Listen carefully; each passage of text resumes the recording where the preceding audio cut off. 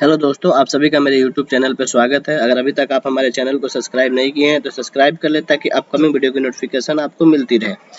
आज की वीडियो में हम लोग बात करेंगे, माननीय मुख्यमंत्री नीतीश कुमार की अध्यक्षता में कैबिनेट की बैठक हुई है जिसमें 46 एजेंडों पर मोहर लगी है। आइए इस वीडियो के माध्यम से हम लोग देखते हैं किन किन एजेंडों पर मोहर लगी है। इसको बताएंगे बिहार सरकार के अपर मुख्य सचिव डॉक्टर सिद्धार्थ। 46 सबसे महत्वपूर्ण जो निर्णय है, कुछ महत्वपूर्ण निर्णय मैं जानकारी आपको देना चाहता हूं। ग्रामीण क्षेत्र में निर्बाध संपर्कता हेतु मुख्यमंत्री ग्राम सेतु योजना की स्वीकृति मंत्रिपरिषद ने दी है। आपको जानकारी होगा कि पहले एक मुख्यमंत्री सेतु योजना संचालित थी और कुछ सालों के बाद इसको बंद कर दिया गया था।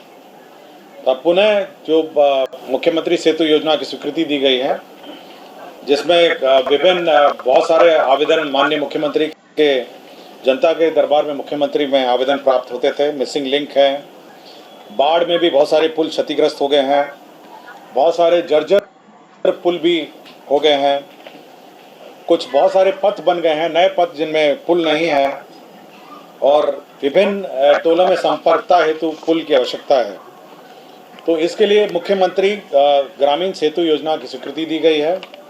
इसमें 100 मीटर तक की लंबाई जो है विभागीय स्तर पर ग्रामीण कार्य विभाग इसका निर्माण करेगा और 100 मीटर से ऊपर पुल निर्माण निगम जो है वह इसको निर्माण करेगा। तो ये सबसे महत्वपूर्ण योजना की स्वीकृति हुई है, मुख्यमंत्री ग्राम सेतु योजना। इसी प्रकार ग्रामीण कार्य विभाग का ही मुख्यमंत्री ग्रामीण सड़क उन्नयन योजना की स्वीकृति दी गई है, 33। इसमें आपको जानकारी होगा कि पूर्व में एक मुख्यमंत्री ग्राम सड़क उन्नयन योजना की स्वीकृति दी गई थी, जो एंड ऑफ लाइफ जो रोड्स थे उसका उन्नयन सुदृढ़ीकरण करने का निर्णय लिया गया। अब यह निर्णय लिया गया कि इसी मत से जो भी रिपेयर के लिए जो भी पथ के मेजर रिपेयर्स हैं वह इससे किए जा सकेंगे। इसलिए मुख्यमंत्री ग्रामीण सड़क उन्नयन योजना की संशोधित नियम की स्वीकृति दी गई। पटना जिला अंतर्गत ये पर्यटन विभाग का प्रस्ताव है, 41 नंबर। पर्यटन विभाग को सुविधा हेतु पीपीपी मोड में 3-5 सितारा होटल 5 स्टार होटल के निर्माण एवं संचालन की मंत्रिपरिषद ने पूर्व में स्वीकृति दी थी। यह 2019 में यह स्वीकृति दी थी। यह जो 5 सितारा होटल है, अब उसमें कुछ संशोधन, जो स्वीकृति है उसमें कुछ संशोधन किए गए हैं। पहला संशोधन यह है कि अब ये होटल में हॉस्पिटैलिटी और पब्लिक मार्केट रिटेल सेक्टर, मतलब इसमें मॉल और होटल का मिश्रित रूप से निर्माण किया जाएगा। दूसरा है कि कमरों की संख्या 100 कमरे हैं और पाटलिपुत्र अशोक में कम से कम, बांकीपुर बस स्टैंड और सुल्तान पैलेस में 150 कमरे होंगे। ग्राउंड कवरेज पाटलिपुत्र अशोक में 60% एवं बांकीपुर में और सुल्तान पैलेस में 50% ग्राउंड कवरेज होगा। और लीज और मॉर्गेज की शर्तों में संशोधन हुआ है और एफएआर जो 4 था उसको बढ़ा के 6 कर दिया गया है। और हाइट जो है वो अनलिमिटेड एयरपोर्ट जोनिंग रिस्ट्रिक्शन के अनुरूप होगी, मतलब जितना भी हाइट किया जा सकता है, लेकिन एयरपोर्ट जोन के अनुरूप होगी। यह 3 होटल आपको जानकारी होगा, तो एक तो है पाटलिपुत्र अशोक, दूसरा है सुल्तान पैलेस होटल जो था, और तीसरा था बांकीपुर। तो 2 होटल तो तोड़ के बनेंगे, अशोक और बांकीपुर बस स्टैंड वाले, और सुल्तान पैलेस वाले को हेरिटेज होटल के रूप में निर्मित किया जाएगा। वो टूटेगा नहीं, उसको हेरिटेज होटल के रूप में उसको निर्मित किया जाएगा। मतलब ये मिश्रित है, मतलब सभी जो होटल होंगे अभी, क्योंकि कमर्शियल वायबिलिटी भी चाहिए, इसलिए कमर्शियल वायबिलिटी के लिए शॉपिंग कॉम्प्लेक्सेस भी होंगे और होटल भी होगा। पर्यटन विभाग का 40 नंबर, बिहार पर्यटन ब्रांडिंग एंड मार्केटिंग नीति 2024 की स्वीकृति दी गई है। इसमें विभिन्न प्रकार के जो टूरिज्म के ब्रांडिंग है, सोशल मीडिया है, लोगो है, एयरपोर्ट हैं, बस स्टैंड हैं, जहाँ पे हाईएस्ट फुटफॉल इलाके हैं, कॉफ़ी टेबल बुक हैं, मतलब जहाँ जहाँ आपका टूरिज्म का प्रचार प्रसार होगा उसी का यह प्रचार प्रसार नीति की स्वीकृति दी गई है। नगर विकास आवास विभाग में मुख्यमंत्री समग्र शहरी विकास योजना अंतर्गत 2 नंबर मुख्यमंत्री समग्र शहरी विकास योजना अंतर्गत जो पिछली बार योजना की स्वीकृति दी गई थी, उसमें 2 संशोधन किए गए हैं। एक तो ये जो एडमिनिस्ट्रेटिव अप्रूवल की शक्तियां जो हैं वह निर्धारित की है कि डीएम जो है जिला पदाधिकारी 1 करोड़ तक की योजनाओं की स्वीकृति दे सकेंगे। प्रमंडलीय आयुक्त है 1 करोड़ से लेकर 2.5 करोड़ तक की योजना की स्वीकृति देंगे। इस योजना में चयन जो होगी, जो समिति होगी, उसमें जिला प्रभारी जो मंत्री हैं वो अध्यक्ष होंगे, स्थानीय विधायक इसके सदस्य होंगे, जिला संबंधित जिले के सभी माननीय पार्षद इसके सदस्य होंगे, जिला पदाधिकारी इसके सदस्य सचिव होंगे, पुलिस अधीक्षक इसके सदस्य होंगे, नगर पालिका नगर आयुक्त इसके सदस्य होंगे और बुड़ुकों के जो कार्यपालक अभियंता हैं वो इसके सदस्य होंगे। तो ये मुख्यमंत्री समग्र शहरी विकास योजना जो है, जो लोकल जो शहरी क्षेत्रों में योजना का संचालन है, उसकी स्वीकृति की का लिमिट और उसकी कमेटी का अप्रूवल हुआ। कृषि विभाग 38 नंबर, इसमें चतुर्थ कृषि रोड मैप 2023-28 डीपीआर अंतर्गत जो किसानों का उपज का जो मार्केटिंग है, तो किसानों के कृषि उपज का भंडारण है, मार्केटिंग है, विपणन है, मूल्य संवर्धन है, निर्यात है, ग्रामीण हाटों का विकास है, तो इसके लिए अलग से एक निदेशालय, कृषि विपणन निदेशालय का गठन किया गया। मतलब मार्केटिंग के लिए अलग से निदेशालय गठन किया गया। जैसे कि आप जानते हैं कृषि विभाग में बहुत सारे निदेशालय है, हॉर्टिकल्चर है, एग्रीकल्चर है, उसी प्रकार अब कृषि विपणन निदेशालय का भी गठन होगा। वाणिज्य कर विभाग 42 नंबर, बिहार कराधान विवादों का समाधान अधिनियम 2024। ये आपको जानकारी होगा कि बिहार कराधान विवादों समाधान का अधिनियम 2024 में स्वीकृत हुआ था। इसकी लास्ट डेट जो था आवेदन देने की 25/8/2024 थी। अब इसका अवधि विस्तार कर दिया गया है 6 महीने तक।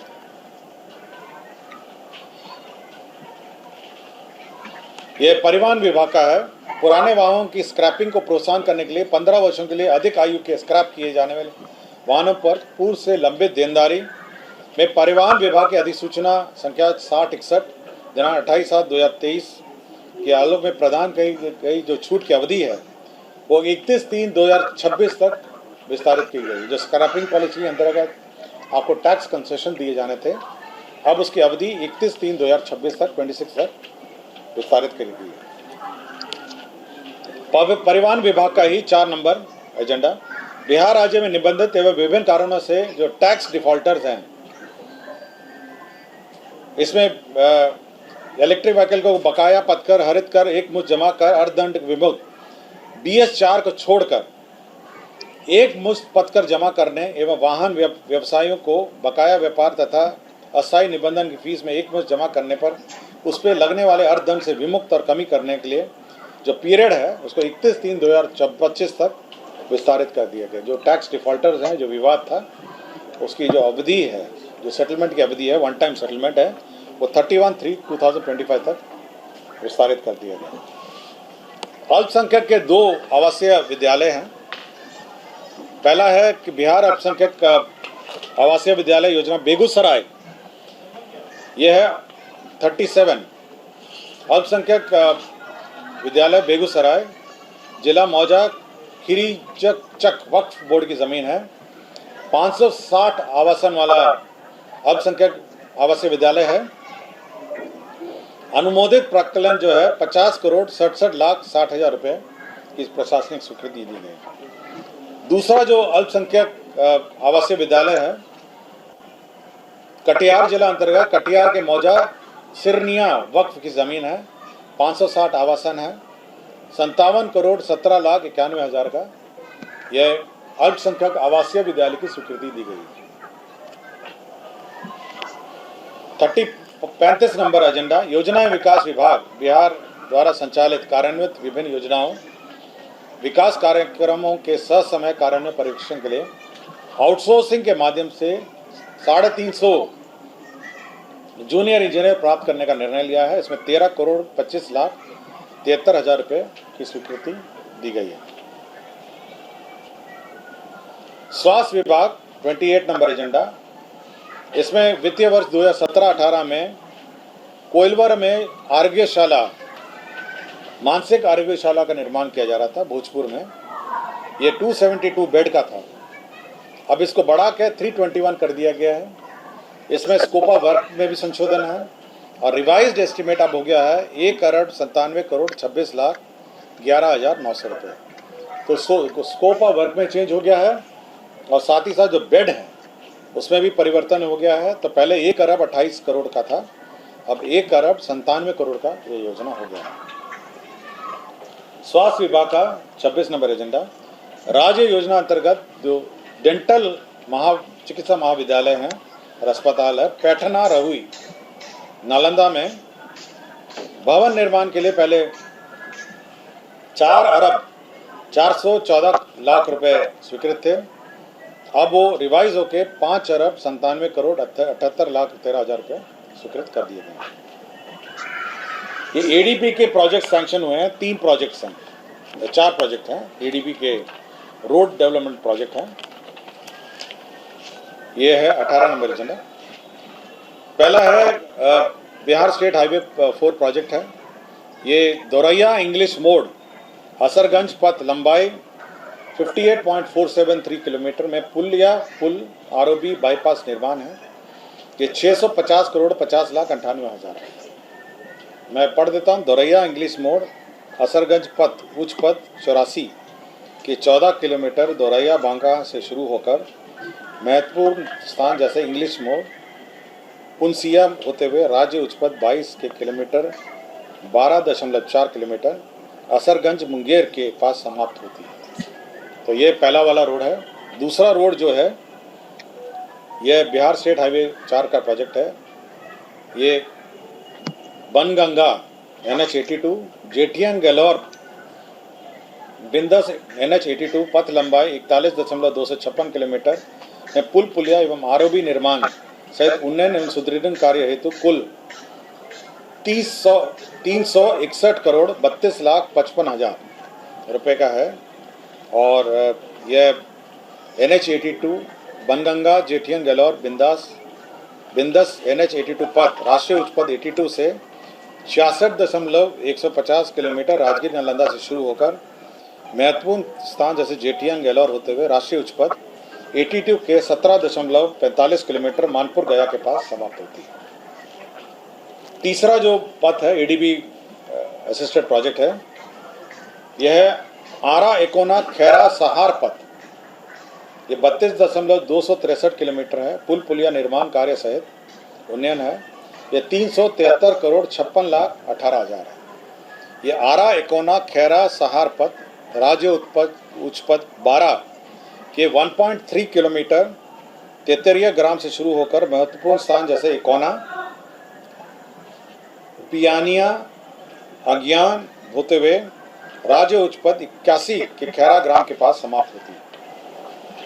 और चौथा जो पथ है वो है छपरा मांझी दरौली गुठनी पथ 72.183 किलोमीटर पुल पुलिया आरयूबी बाईपास निर्माण कार्य सहित ये 701,25,89,000 है। ये छपरा मांझी दरौली गुठनी पथ उच्च पथ 31 के मांझी ग्राम से शुरू होकर महत्वपूर्ण स्थान जैसे दरौली ताजपुर इत्यादि होते राष्ट्रीय उच्च पथ 227A बरहालगंज सीवान पथ के किलोमीटर 4.1 के पास समाप्त होती है। तो 4 ये पथ थे जो एडीबी असिस्टेड प्रोजेक्ट है। लोक स्वास्थ्य अभियंत्रण विभाग PHED जो कार्य कर रही है, ये 11 नंबर एजेंडा है। ये इसके सुपरविजन का जो इश्यूज हैं, जो सुपरविजन के इंजीनियर्स चाहिए, ये 350 इंजीनियर्स 1 वर्ष के लिए ये आउटसोर्सिंग के माध्यम से बहाल करेंगे। 13,25,73,000 रुपये की दर से। ये 2 केंद्र प्रायोजित जल आपूर्ति योजनाएं हैं जिसका रिवाइज एस्टिमेट हुआ है। पहला है राष्ट्रीय ग्रामीण पेयजल कार्यक्रम जल जीवन मिशन के अंतर्गत मुंगेर जिला के अंतर्गत अत्यधिक फ्लोराइड से प्रभावित खैरा एवं अन्य निकटवर्ती टोला में सतही जल के उपयोग से पाइप्ड जल आपूर्ति योजना 6.224 MLD के निर्माण हेतु 32,29,50,000 रुपये मात्र की राशि पर पूर्व से स्वीकृत योजना का द्वितीय पुनरीक्षित मतलब 40,82,11,700 रुपये पुनरीक्षित योजना की घटनोत्तर स्वीकृति दी गई। लोक स्वास्थ्य अभियंत्रण विभाग में सेम योजना केंद्र प्रायोजित योजना अंतर्गत त्वरित जल आपूर्ति कार्यक्रम के अंतर्गत सब मिशन के अंतर्गत पटना जिला के मनेर प्रखंड के अत्यधिक आर्सेनिक से प्रभावित 25 ग्रामों के सतही जल के उपयोग से पाइपलाइन जल आपूर्ति योजना 75,54,00,000 रुपए। इसका रिवाइज एस्टिमेट अब हो गया 1,13,80,47,000 रुपए।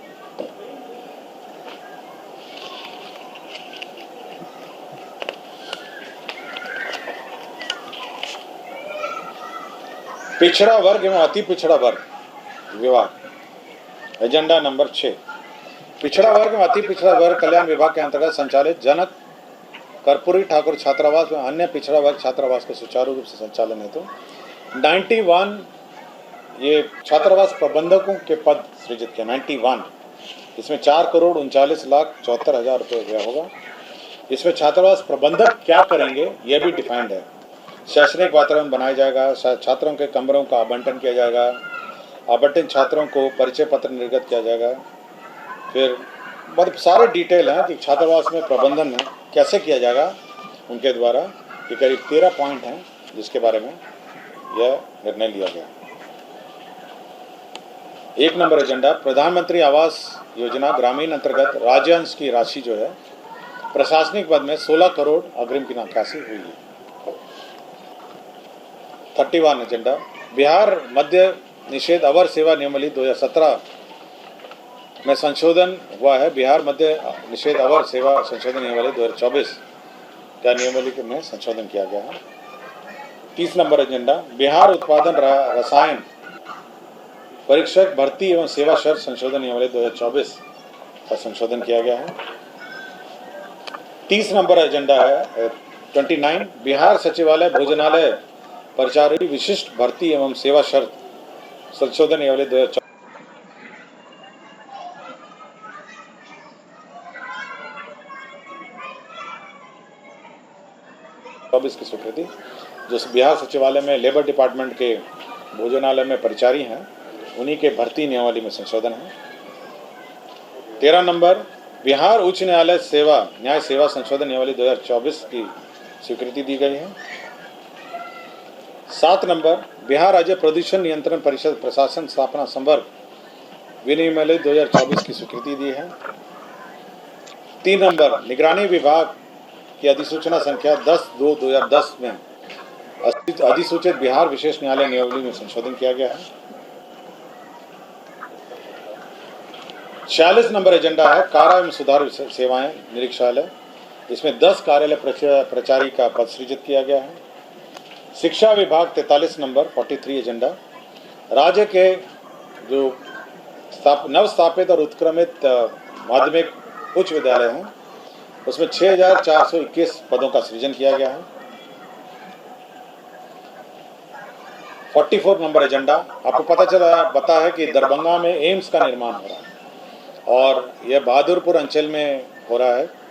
एम्स ने अतिरिक्त भूमि की मांग की गई है तो 37.31 एकड़ भूमि जो है अतिरिक्त निःशुल्क वहाँ पे दरभंगा एम्स के लिए अतिरिक्त आवंटन किया गया।